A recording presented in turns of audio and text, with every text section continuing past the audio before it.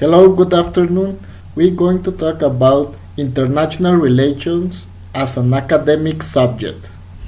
The traditional core of international relations has to do with issues concerning the development and change of sovereign statehood in the context of the larger system or society of states.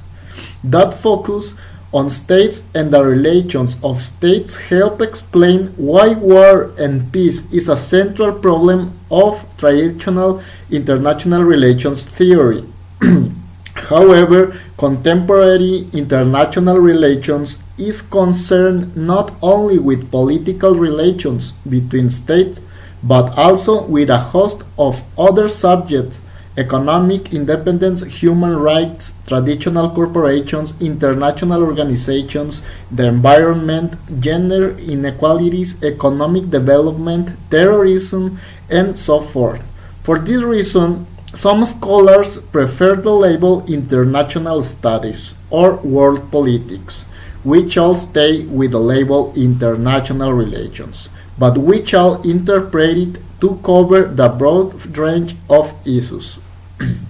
The main task of this book is to present and discuss all these theories which all examine international relations as an evolving academic subject. International relations thinking has developed through distinct phases, characterized by specific debates between groups of scholars. At most times, during the 20th century, there has been a dominant way of thinking about international relations and a major challenge to that way of thinking. There are a great many different theories in international relations. They can be classified in a number of ways. What we call a main theoretical tradition is not an objective entity. If you put four international relation theorists in a room, you will easily get 10 different ways of organizing theory. And there will also be disagreement about which theories are relevant the first place at the same time. We have to group theories into main categories. Without drawing together main facts in the development of international relations thinking, we are stuck with a large number of individual contributions point in different and sometimes rather confusing directions. But the reader should always be wary of selections and classifications, including the ones offered in this book. They are analytical tools created to achieve overview and clarity. They are not objective truth that can be taken for granted. Now we're going to identify the major debates within international relations. Number one, why do the debates often linger on without any clear winner emerging? Since international relations became an academic subject, have been three major debates and another is arising. The first one has been between utopian liberalism and realism. The second one between traditional approaches and behavioralism.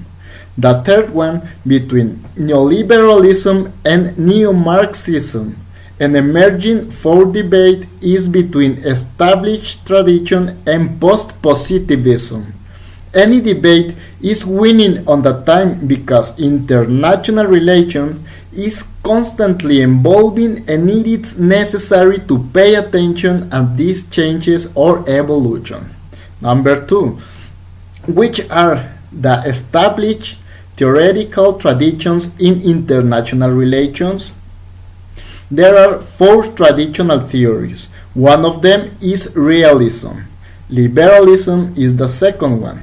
Another is international society theory, and the last is international political economy.